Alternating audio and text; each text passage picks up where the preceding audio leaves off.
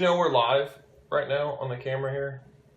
No. Okay, all right. But we have news. We have news. We figured that part out. Here. Okay. So let's talk about this article. The title of this article is Rising CO2 Concentrations Are Making... Stop for 1 second. I want to get right to this. We're talking about drunk fish in this article. Yeah, it's... Drunk fish. Apparently, the CO2 concentrations are rising, which are making fish quote-unquote drunk and disorientated. It's a big word for you. Yeah. It is. The article is by Hannah Osborne. It was published by the IBT, aka the International Business Times. That's also another big word for you. What? Times. No, I'm just kidding. All right.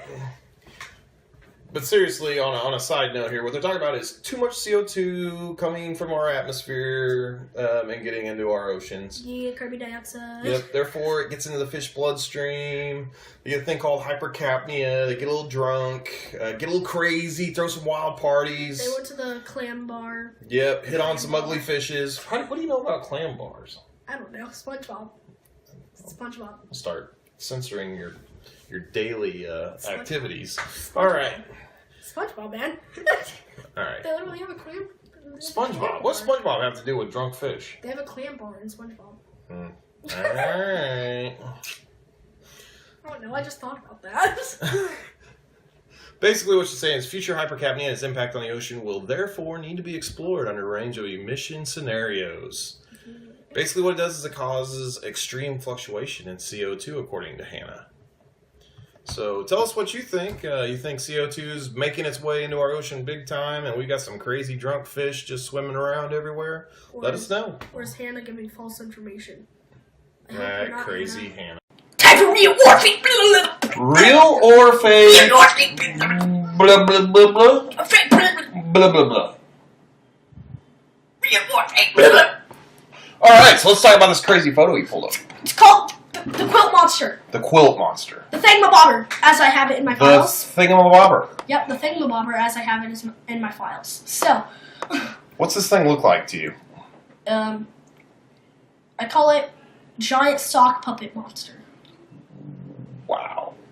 Alright, so to me, it's like it's supposed to look like a sea snake, maybe? Sea snake. Yeah. With seaweed. With some diamond type patterns along its spine, maybe. And it's got some feathery appendages out on one end. And I was hoping to see a head or a tail on the other end, but I don't, so I'm a little concerned that this is not a real creature. To me, it looks very, very like...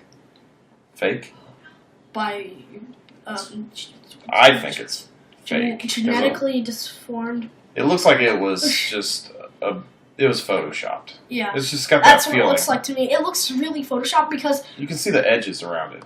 They look... Yeah, you can see like the black rough. edges. And then the background is like really dark. And the actual fish weird thingamabobber, as I have it in my files. The weird thingamabobber looks way too like lit up. So... And then it looks like in preschool or like kindergarten, those projects where they give you a picture that they printed off and then like a magazine that they got from like Walmart, and then you pick something out of the magazine, you cut it out, and then you just glue it onto the page, slap it on the page. Yeah. No, I agree. It's fake. I think it's fake. You think it's fake? All right, so let us know what you think. Put it in the comments below. You got any future photos you'd like to try on our series, real or fake? Just shoot us an email. What's that email? It's JZsaquaCULTURE@gmail.com. All right, everybody, let's talk about lighting. Again, I'm gonna be the first one to tell you I'm not an expert and I'm not perfect, but I'm gonna tell you do your research because there's 100 ways to skin a cat in this business, and you need to do what's absolutely right for your tank, your budget, your corals, and your fish. So you need to take the time, do the research. Make sure you got a good game plan going into it on what lighting you're going to put above your tank. Some great, a great place for some knowledge base is YouTube, right here where you're watching. Some guys I highly recommend, besides myself, that you go and get some information from. Mr. Saltwater Tank TV, New York Stilo. He put out some great videos a few years ago. Wish he still did more. And then there's Rotter Tube Reef. That's Steve Rotter. He's been the latest one I've watched a lot of, and he's very very eloquent. He'll get right to the point, and he experiments a little bit with the tank as well, and he's got some great ideas. So again, those are 3 guys. There's a ton more there that I haven't listed that I wish I could just give props to everybody, but there's a lot of good people on YouTube that have a lot of good information for you. And I suggest watch them all. Just get all kinds of ideas so you get the right idea of what you want to put above your tank. So let's jump into it a little bit. Types of lighting over your reef tank. We've got T5s, metal halides, and LEDs. I've had the T5, so I can speak from experience on that one. Nice, bright bulbs. It gives pretty good coral growth from both soft to SPS. The downfall of T5s, they get a little warm, so you're going to need to run fans over your aquarium or have enough space to where it doesn't affect your water temperature. With metal halides, which I've never ran, I've never experienced that in my reef tank at all. From what I understand, they tend to get very hot. You'll need a chiller with your tank, most likely, if you're running metal halides. The pros to it is you're going to get a lot of growth from what I heard off of the metal halides. And then there's LED. This has been the newest wave, and it's been out for quite a while now. The great thing about LEDs are you can control the color spectrum in your tank. You can control the growth in your tank. You can control from sunrise to sunset, how much moon light they're going to get. Very specific. And then the bright colors with the shimmering and the shadows that go on in the tank, which is what you naturally find in a reef environment. So LEDs probably are the way everybody's going to go at some point. I've also seen the mixed LED and T5 and heard that you get great results out of that too. But I'm assuming LEDs eventually are going to be probably the way that everybody goes. And they'll only get cheaper from here because, technology hopefully will get cheaper over time. Now the budget. LEDs and metal halides are going to cost you some money. T5s, not so much because you're going to be able to get a lot more wattage at a cheaper price for T5s. Just plan on having to change the bulbs out every 6 months to 9 months on your T5s. You don't want to go any longer than 6, in my opinion, because you want to make sure you're getting a good amount of photosynthetic light going down into your tank so that your corals can do what they need to do.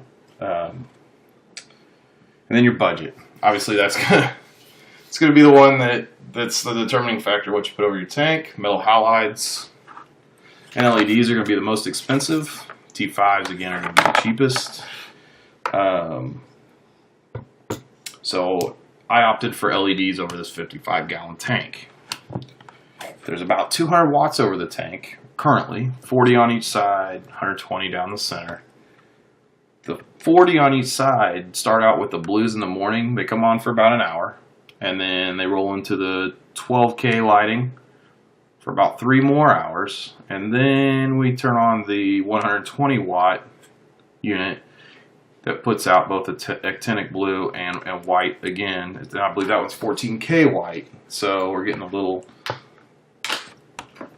more light into the tank at that point for about 6 hours, and then that center unit's going to shut off and go back down into the one on the left and the one on the right for about 3 more hours, and then shut down and just blues for the last hour. So I run about 12 hours total of lighting on my tank, and it does pretty well. I'm getting good coral good polyp extension on the corals, as you can see in the picture. I showed the toadstool leather that you'll get to see here, and you'll get to see the polyps, and that's what I look for on my lighting. I look for how much polyp extension I'm getting.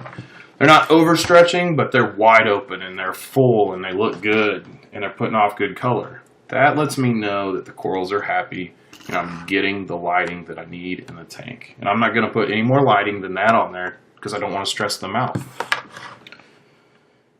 When choosing your lights, you're going to want to use par levels and lux meters. You can use both. Par levels, par meters are the #1 meter in the hobby right now when it comes to lighting. The bottom of your tank, at the minimum, you want a 90, about a 90 par rating. If you're using the Lux style, you're going to want about 3,000 lumens at the bottom of the tank. Currently, mine run about 4,200 lumens at the bottom of the tank. And then it builds up from there. Obviously, the higher you go, the brighter the lumen or the par level reading. And then that's where you're going to determine where your corals are going to go in your tank. Typically, SPS are towards the top.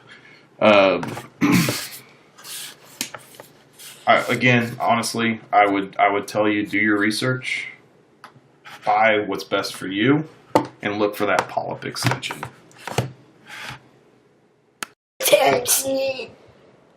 Time is ending. Time. And more time. All right, folks.